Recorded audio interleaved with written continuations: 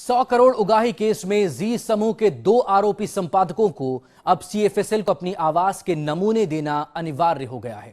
Supreme court ने आरोपी सुधीर चौधरी और समीर आलूवालिया को 2 हफ्ते के भीतर वॉइस सैंपल देने का आदेश दिया है।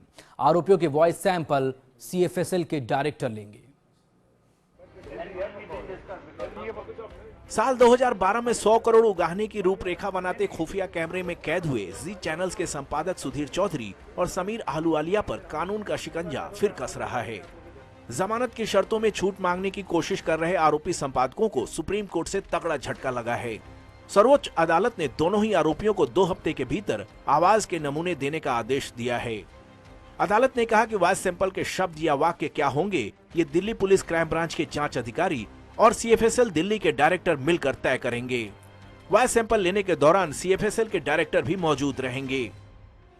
ये स्पष्ट है, चीफ जस्टिस ने जो ऑर्डर किया है वो कानून है कि यदि कोई एक परिस्थिति के अंदर वॉइस सैंपल के द्वारा ही अपराधी को आइडेंटिफाई किया जा सकता है तो अपराधी को आदेश दिया जा सकता है कि वो अपना वॉइस सैंपल रिकॉर्ड करे। वॉइस सैंपल को बाद में टेस्टिफाई किया जाता है।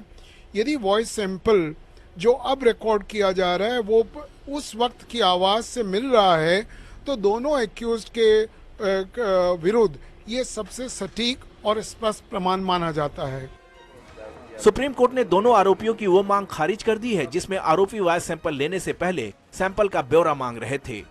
कोर्ट ने कहा कि वॉइस सैंपल लेने के समय ही उन्हें वे शब्द या वाक्य दिए जाएंगे जो पढ़वाए जाने हैं और वॉइस सैंपल लेने के बाद उसे सील बंद लिफाफे में अदालत को सौंप दिया जाए। जानकारों का मानना है कि किसी भी क्रिमिनल केस में आवाज के नमूने वैज्ञानिक सबूत माने जा सकते हैं जो केस को सुलझाने के लिहाज से बेहद अहम होते हैं। जितनी जल्दी होगा उतनी जल्दी ट्रूथ आएगी। जितने डिले करेंगे आदमी की आवाज़ तो बदलती जाएगी जो है, चाहे वो सिंगर हो चाहे वो normal day to day conversation में हो, क्योंकि लंग्स की कैपेसिटी बदल जाती है, मुंह में कुछ दांत चले जाते हैं तो आवाज़ वो पूरी नहीं आती। तो डिले तो पहले 3 साल की हो चुकी है। 100 करोड़ की उगाही के आरोपी सुधीर चौधरी और समीर आलूवालिया ने दिल्ली हाई कोर्ट के वॉइस सैंपल देने के आदेश को सुप्रीम कोर्ट में चुनौती दी थी, लेकिन कोर्ट ने उनकी अपील को खारिज कर दिया।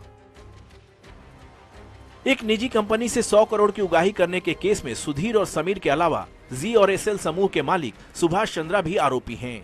उन पर उगाही की साजिश रचने का मामला दर्ज है। जितेंद्र भाटी के साथ Gopal Krishna, news world India, Delhi.